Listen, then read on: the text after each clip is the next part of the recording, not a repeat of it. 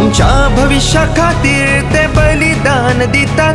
आम्ही मजेत घरात असतात त्या त्रासांची येतात. सीमेर उबे राहून देगीत तुमका फक्त देशाचीच काळजी. तुमका आमचा मानाचा मुजरा सलाम फौजी, सलाम फौजी.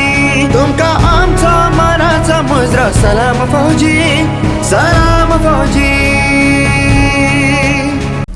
Jai Hind viewers and welcome to my show SALAAM FAUJI. As you all know, this show is basically to motivate the Goans to join the armed forces and to create an awareness about armed forces.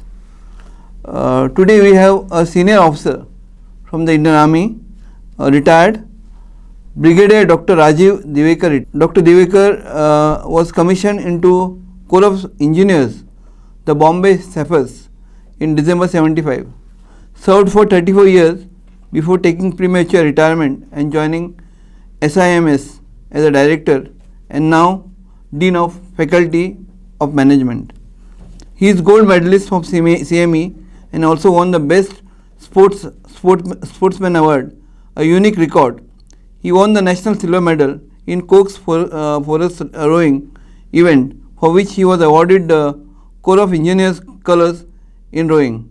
He was awarded CME Blue in rowing hockey and ex-country. He is graduate of Staff College, Camberley, UK, and has been an instructor at IMA Wellington and AWC Mao. He has 2 tenures in UN as Deputy Chief Engineer and as COO and Contingent Commander in Lebanon. He is a paratrooper, has done skydiving, hang gliding, water skiing and hot air ballooning. He is PhD in management, MSc, MBA, BE and BSc, and has published many research papers in reputed journals. Welcome to our show, Brigadier Divekar. Thank you, and Jai Hind to all the viewers of SALAAM FAUJI. It's a privilege and an honor to be here to be talking to you all today. Thank you very much. Sir, tell us about your schooling and university education. Yeah, I was schooled in a boarding school, a very reputed one in Belgaum, not very far away from here, then called King George School, which is now known as Military School Belgaum. I did my schooling till the 11th there, and after that I went straight into the National Defence Academy. So university education I did not have, but yes, while in NDA, that is the National Defence Academy, I did my BSc degree over there because that's one of the mandatory requirements.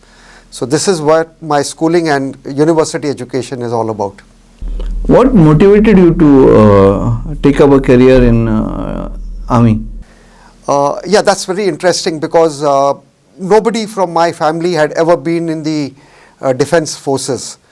So my father was in the Central Excise and his postings were all over India.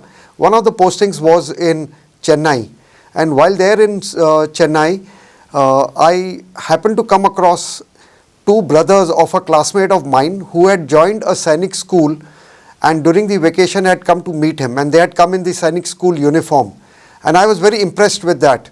And we all asked what it is about, and he said, they have joined the Sainik school and then they'll be joining the army. And as young kids, you always, look up to the army because it looks very exciting and glamorous, which certainly it is. And so that's something that I felt I must, also do. Now, my father, after Chennai, was posted to Bellary. And in Bellary, the education in convent for the boys was only till 4th standard. From 5th standard, you had to go to a local school. My father, that time, since I was persisting on, wanting to join the army, found that Belgaum is very close to Bellary, and Belgaum had King George School, which was, the feeder institute for joining the armed forces. So he put me in military school, that is the King George School, Military School, Belgaum, and from there, then I joined the army. While in school, of course, in addition to the teaching that we underwent, we were also trained to be, to join the armed forces. And so that set the foundation for me to join the armed forces. Brigadier, you were commissioned in the engineering branch of the Indian Army. What is the role of engineers in the Army? Yeah. So as we all know that the army operates as a complete unit. It's not just the infantry. The infantry is there to fight with the enemy infantry and capture area or ground and occupy it. But it needs support of others. It needs support of the armored corps, which are the tanks, to fight their enemy tanks. It needs the artillery to shoot down the enemy from far distance. It needs engineers. Now while you're attacking, you come across a minefield which the enemy has laid. You need the mines to be cleared. If you come across a river or a canal, how do you cross that river or canal? Swimming across is not that easy because you will get shot down by the enemy. So you need a bridge to be constructed over it. If you are in defense, you need to protect yourself from the enemy firing, artillery firing. So you need to dig trenches and overhead protection bunkers. You also need to lay minefields. So there are a plethora of activities that the engineers do. We have to, if you are in mountainous terrain, you have to make a track for your vehicles to move because your ammunition, your supplies, that is your food, water, everything has to come by these roads. How will these roads be made? It's the engineers who prepare these roads and tracks. So engineers are multifaceted. They go into work before the operations, during the operations, and after the operations. So engineers is another entity of the Indian Armed Forces, like the infantry, artillery, armored corps, engineers, signals, and so on. Engineers also take part in combat operations? Oh yes, definitely. So like I said, that before the operations we perform our tasks that are given to us, and in defense mainly, having completed the mine laying or demolitions or bunker construction, track work construction, we then because we've completed a task, then we also occupy ground like the infantry, and then we fight. And a number of awards have been won by engineers in this sort of role. Similarly, in operations, in attack operations, when you are attacking the enemy, now while you are clearing a particular minefield, now obviously on the other edge of the minefield, the enemy infantry is dug in. They will not allow you to clear the minefield, because when you are clearing the minefield, you are exposing yourself. And so first you have to, in a way, shoot down that enemy in the bunkers on the other side, which is in a way a role of what the infantry does, and then clear the minefield to allow the tanks or the infantry to also cross over. So yes, we do also perform jobs. Once we have finished with our primary task, our secondary task is to fight the enemy by holding ground or joining with the infantry in the attack. How did you go to the engineering branch in the first place? Yes, so after your basic training. After my basic training, yes. So while in the Indian Military Academy, when we completed our basic training, then you have to opt for your choice of arms. So every gentleman cadet opts for 3 choices, one of which has to be from the infantry. The other 2 could be anything, could be engineers, could be artillery, signals, ordnance, anything. So I opted for engineers, of course, along with infantry and another artillery. Now, depending on your merit plus the vacancies that are there, they allot you your choice of arms. So since my first choice was engineers and I was 9th in the order of merit, so the first 20 in the order of merit get their choice of arms.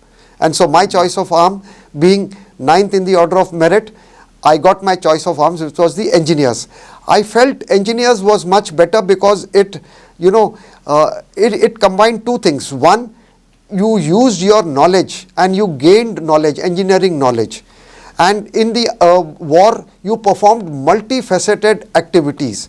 Everybody else performs a particular set of activity. Infantry has to attack. Armored corps, you have to move in tanks and fight. Artillery, you have to fire artillery shells. But like I said, in the engineers, you are constructing bridges, you are constructing roads, you are laying minefields, you are constructing bunkers, you are providing water supply, you are demolishing bridges, you are doing mine clearing. So I felt that it was a very challenging one, and it is in all terrains, whether it is in the mountains, desert, in riverine operations, island territories, anywhere. So I felt that engineers is a holistic thing. It's exciting and something which is very creative, as well as it gives you the feel of an infantry also. So that's my choice. That's why I joined the engineers, and I was happy about it. Brigadier साहब, आपने UN posting भी किया हुआ है, इसके बारे में कुछ बताइए. Yeah, so I was fortunate enough, like in the army, the Indian army sends a lot of troops to the United Nations in various places. Now I was fortunate enough to be selected first, initially to be sent to Somalia. This was in 94, 95, where I was sent as the deputy chief engineer, and my role was in Somalia. It was a war-torn area. There was a civil war that was going on, and our job was to provide as engineers, provide track work, because we had the UN contingents deployed at 2-3 places located far away from the capital, about 200 kilometers, 150 kilometers. Now they had to be supplied with water, with food, with ammunition, with clothing and other things. So for that, track work was required, water supply routes were required, and other facilities that were required. So as engineers, though all these were on contractual basis, but the overall supervision, the coordination, the planning had to be done by the engineers, and I was the deputy chief engineer over there. So that was my first stint. It was quite a exciting one, because while the militia were firing and fighting each other, their shells were also landing up in our area, and we also sometimes used to get injured. In fact, I remember one of our helicopter Air Force sergeant, he got critically wounded and was in the hospital, and it was a very precarious one, because luckily he was saved, and then he was sent back to India and he recovered. But those were the challenges and hardships that we faced. The second, I got another opportunity to serve in the United Nations, and that was in Lebanon. And so this was in... There were 2 tenures. I had 2 tenures, yeah. So this first one was 94-95. The second one was 2001-2002, where again in Lebanon, but Lebanon was comparatively peaceful, because that time it was no civil war going on. It was a peaceful border called the Blue Line with Israel, and we had to patrol that area to make sure that there was no infringement of the Blue Line.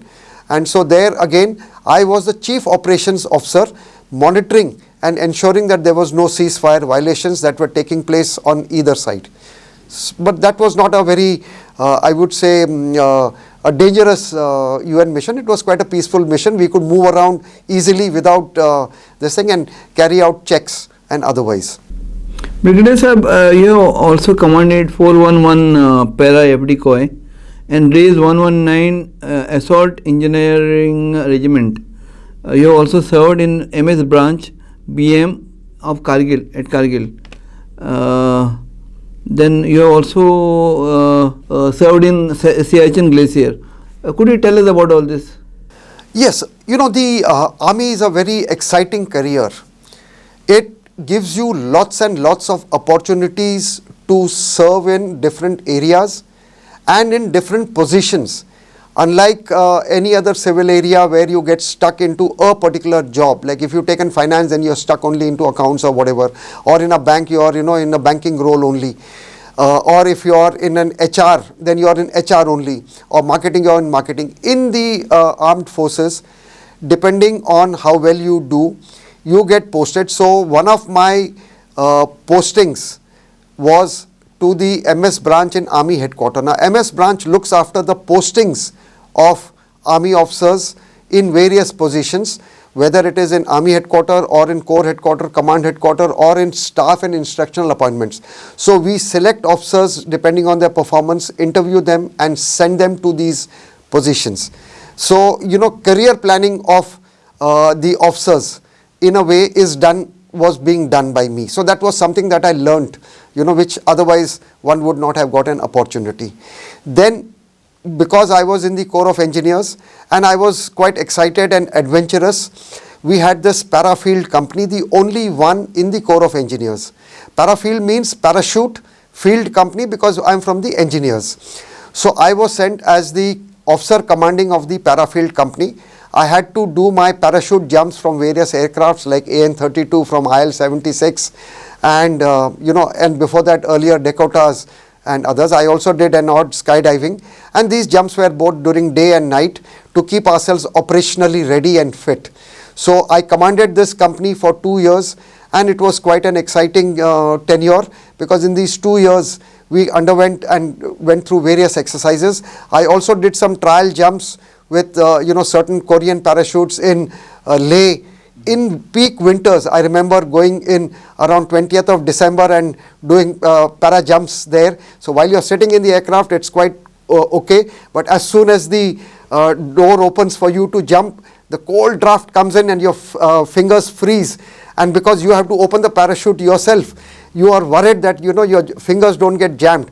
And it's not that the door opens and you jump. You have to wait, you have to come over the DZ, then they tell you yellow on, you get ready, you wait for a minute, 2 minutes, and then it's green on, go. Then you jump, you pull your parachute, and then you look up, your parachute is open, now you have to land. It's freezing cold.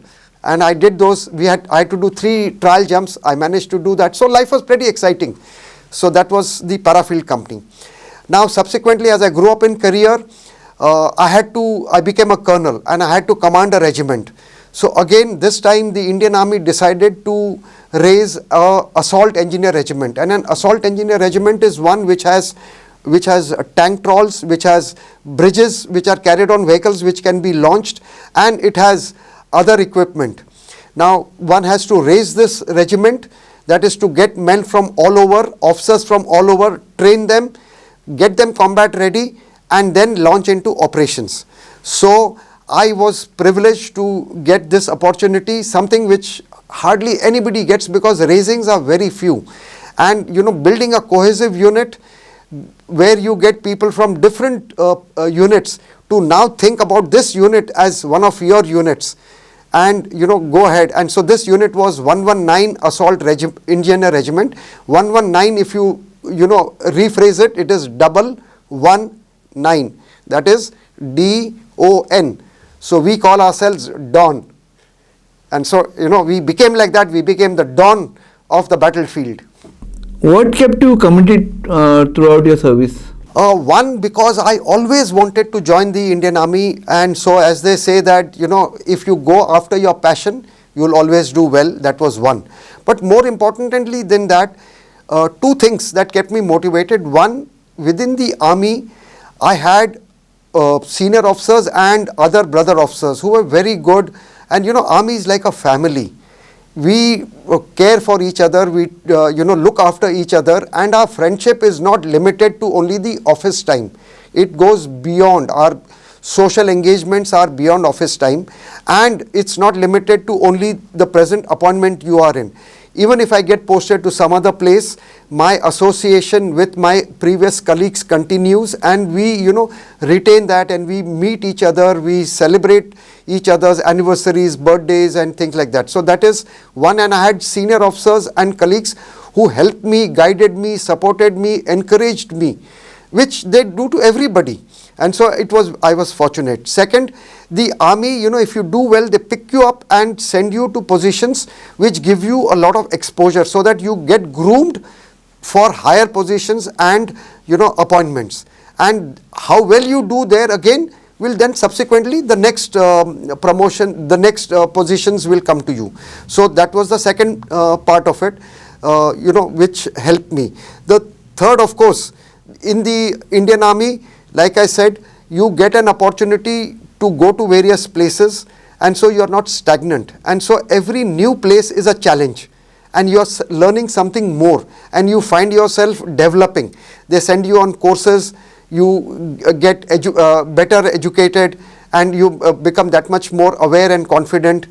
So all these things, overall, the army is a fantastic place to be in. It grooms you well, provided you react to it and do well. So this is what, I had a very fulfilling career. I wish I could have done more and got more, because army was the place. I love it and I don't mind going back to it again. Actually, you have done a lot of things, and you studied also. You pursued your higher education also when you were in the army. Yes, because while in the army they do send you for mandatory courses, because these help you in your career. These are career oriented courses that are there, and promotion exams. But besides that, I felt that if I wanted to be, because with technology coming in, everything cannot be taught by the army. You need to, with new weapon systems coming in, bringing in new technology, computers coming in. Army cannot do anything and everything for everybody. So you need to train yourself also. So I felt that I must do MSc, I must do my MBA, I must do my MPhil, I must do my diploma in human resource, because army deals with human resource and how best can I contribute and make them efficient and work optimally. I felt I must do these things, and I did this at my own time, and it really helped me, made me a better person and a better army officer, and it's helping me even today, because subsequently I got my job after retirement because of my MBA and MPhil. PhD, I think you did after your retirement. Yes, once I joined Symbiosis Institute of Management Studies of the Symbiosis International University, which is world famous. There was a requirement to do PhD. I felt that if I have to be a director, then I need to be a PhD. So I worked for my PhD and I managed to complete it in 2015. Great. You have been a sports person also. Could you please tell us about it? Yes. So, as I said, I studied in military school Belgaum, where the development is holistic. It's not only classroom teaching, but also your physical fitness and other things. So there they encouraged us to play sports, do physical fitness, gymnastics and other things. Now that continued when I went to the National Defence Academy and Indian Military Academy. And there again, a lot of emphasis in addition to academics is on sports, because they feel that a healthy mind and a healthy body is what is required. And that is one of the reasons where because of which I can be still active and fit even now. And so once I joined the army, I found that the army was very encouraging in terms of sports, and we had a lot of competitions. And I found that since I had a very flexible body, I was participating in cross country, hockey, football. I was good in boxing, but as an officer I couldn't, you can't box. It's only up to as a cadet. So in academy and all I had boxed, but as an officer I couldn't. So hockey, football, cross country. Then I took on to other sports like volleyball, basketball. I was not very good in them, but I was okay with them. But hockey, football and cross country I was excellent. Finally, when I went for my degree course to College of Military Engineering, Pune, which is again a military establishment, there we had an opportunity to do rowing and sailing. So I learned sailing, but rowing I took on, and I managed to reach the national finals in 1981, and we got the silver medal in coxed fours. It was also the selection for the Asian Games, which was to take place in 1982.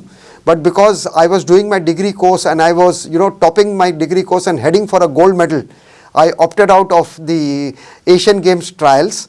I don't know whether I would have got selected or not, but at least I opted out, and I continued with my degree course and I got my gold medal in degree, of course. But maybe if I had gone for Asian Game trials, I may have represented India in the Asian Games. What are the key qualities that are required for a successful army officer? For a successful army officer or for any other career, first is you need to be positive and a right attitude. If you're positive and you are willing to do whatever is given to you, it may not be to what you may want, but you have trust, faith and confidence in first your senior officer who's given you the work, and in the organization which has entrusted you with that responsibility. You will find that you will enjoy and you will do well. That is one. Because most of the times we tend to say, it's not my cup of tea, or I don't know this. I always looked at things and said, if anybody else can do it, then why can't I do it? Or if he can do it, then why can't I do it? And so, that's the way I looked at it, and I went for it. Second is always try and, look ahead of the curve.